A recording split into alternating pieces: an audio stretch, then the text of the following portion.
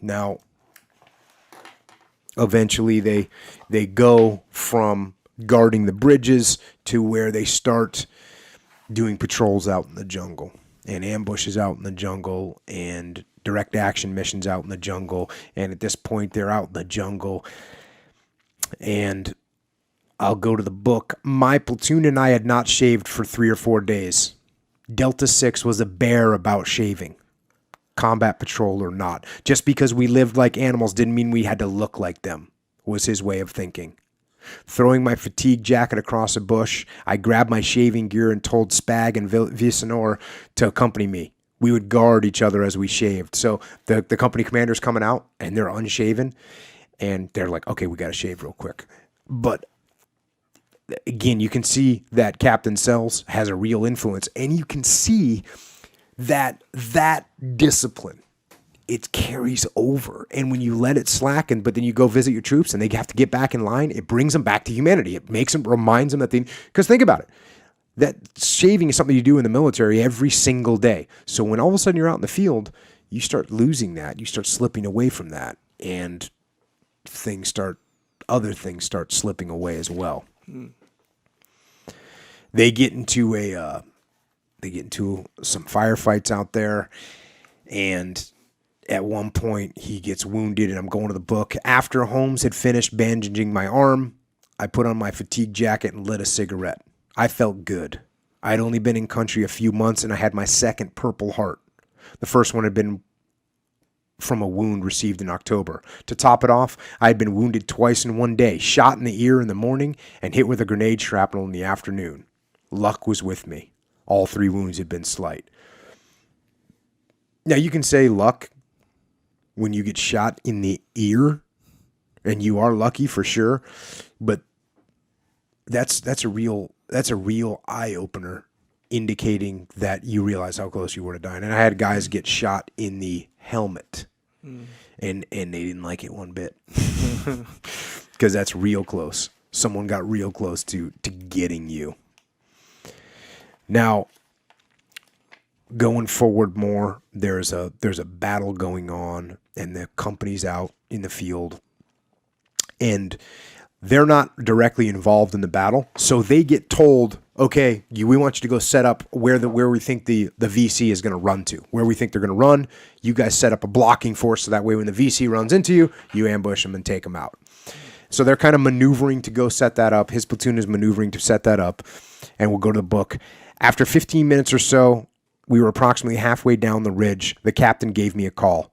Dragon 6 had decided it would be better if I halved my platoon, marching the 2 elements in opposite directions in order to cover a larger area. I was dead set against this. My platoon was below strength, and dividing it would be asking 2 reinforced rifle squads to defend hundreds of acres of jungle against a foe of unknown size. So Dragon 6 is above the company commander. This is now the battalion commander. And so now you're getting an order from the battalion commander. So it's, you're a young lieutenant, platoon commander, and you're getting told to do this, and he doesn't feel good about it. Back to the book. But orders were orders, especially from Dragon 6. I passed back the word for Schaldenbrand to come up. I was poring over my map and compass when Schaldenbrand reached me. The battle was full blown. Its sound provided background noise as I briefed Shelley on the situation and our orders. Shit, I don't like it, sir. I know I don't either, but it's a lick. You got your map and compass? Good. So there's all kinds of reasons why they don't like this idea. Obviously, one that he already stated was that, you take your platoon and you cut them in half. That's just, you don't have the same fighting capability at all. I think they had one heavy machine gun in each squad. So now you got, basically they're down to 2 squads because they were under strength. So we're talking 1 heavy machine gun. And by the way, if somebody gets wounded, you got your wounded guy, and if you're going to carry that guy, it takes 2 or 3 guys to carry the guy. So that's 4 guys gone. So you could very easily be outnumbered, outmanned, and outgunned by the enemy. So he doesn't like this idea. On top of that, I will tell you, he doesn't talk about it here. When you split up in a situation like this, it becomes very difficult to do command and control. And now you got 2 elements that are weaker size and you're no longer able to support each other. That's the premise of cover and move. Cover and move means you want to be close enough that you can support each other. You don't want to split far apart where you can't help each other if something happens. Well, that's what they're getting told to do. They don't like it. But they do it. And maybe he should have protested more, but he's getting orders from the battalion commander, and he says, okay, let's do it. And of course, within a couple minutes of doing it, they lose radio contact. So now they can't hear each other, and they're starting to march apart. Finally, they get radio, they get connected on the radio again, they get comms again, and it sounds like this. 1-5, this is 1-6. Have you figured out where you are yet?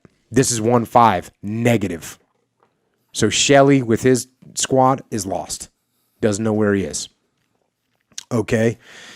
Now, the lieutenant's all set up, though. They're in their position where they're thinking the enemy might come by. They're set up to attack them. And here we go back to the book. Lieutenant, Porter whispered as he reached my side. We hear noises to our front.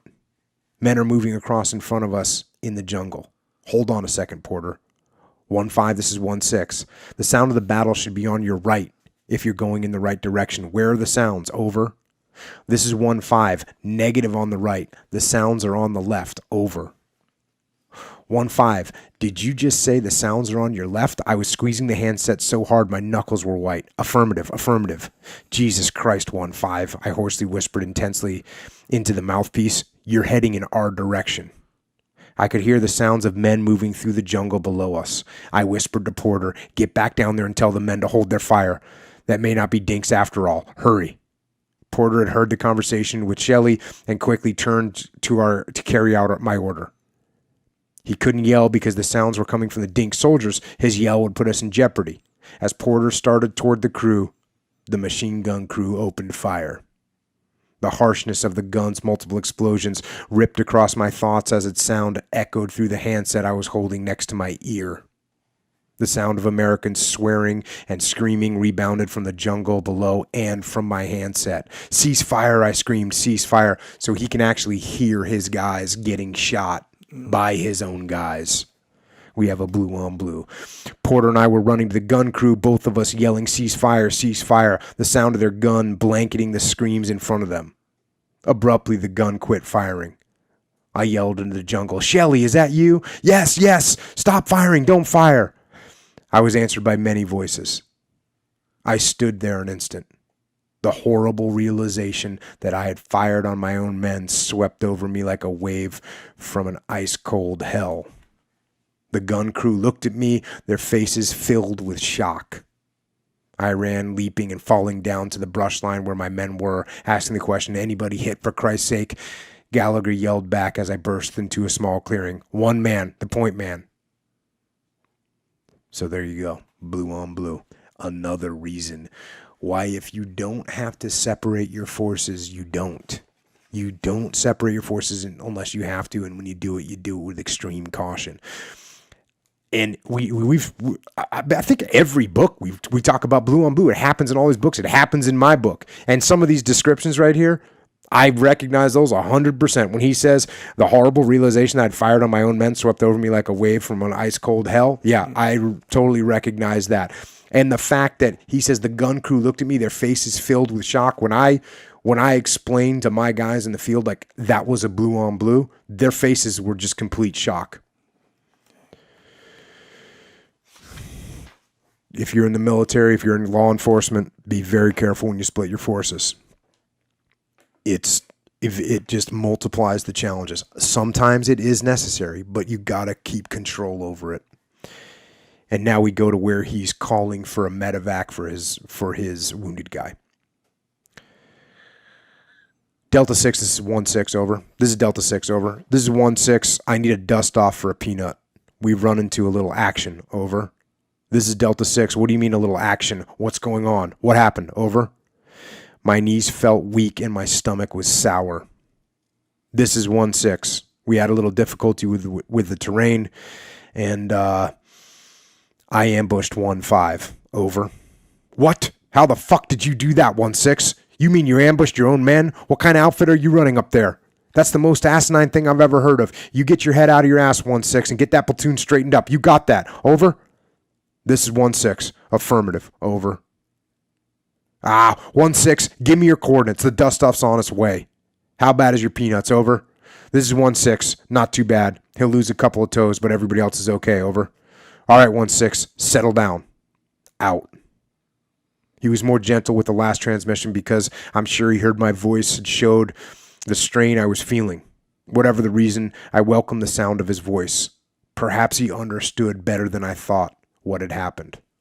So he comes at him real hard. He realizes that the guy feels horrible, and then he kind of backs off and says, settle down. He also knows he's got to stay in the game. He's got to get him to stay in the game. And there's a nightmare of a video on YouTube of, and there's actually, it's from a documentary, but there was a really bad blue on blue in the first Gulf War where a Apache gunship lit up I think it was a Bradley, some kind of APC. I saw that. It's a nightmare, but you can hear the one guy that fired. They're saying, hey, you got to get back in position, hold the line, basically. And he's like, I just killed my own guys. I want to come back. And they're saying negative. And so that's basically what Captain Sells is doing here, saying, hey, listen, okay, I'm pissed, but guess what? Calm down, settle down, get your shit together. And he says, out. And by the way, for those folks that aren't military, over, when you say over at the end of a transmission on the radio, it means you expect a reply. When you say out, there's no reply expected. So, like when we end this podcast, I say out because it's over. You don't say anything back to me. It's over. I don't say over, and sometimes you'll hear people say over and out in the military. You don't say that. It doesn't make any sense. So when you hear that in a movie, know that they are cheesy. Is that kind of like when they hang up the phone on the movie? It goes "Durr," and you hear the dial tone. Yes, that doesn't really happen. That doesn't really happen either. Yeah, same thing. I trudged back to the book. I trudged back to my position, 1-5 and his men following. Man handed me a can of coffee. I chain smoked my cigarettes and drank coffee while the platoon expanded into a larger perimeter. I stood facing the mountain, the battle still raging on. 1-5 walked over to me, still shaken from his experience. He told me how he was sorry that he had gotten me in such a dutch with the captain, and we discussed the operation, going over his mistake while we attempted to figure out ways to keep it from happening again if we were ever split up. Shelley and I had been through too much together for me to blame him for what had happened. I told him so, and we let it go at that. We had been lucky. Besides, I blamed myself for what had happened. The responsibility for any unit's actions ultimately rests with its commander. The leader got the glory when things worked out, and he took the blame when they didn't. That went with the job. When it came right down to it, the men were my responsibility, and I had failed them today.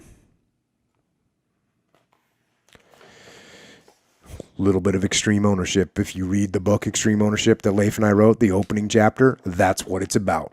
Blue on blue, and doing exactly what Lieutenant Downs did right there, taking ownership of what the mistakes were made in the battlefield.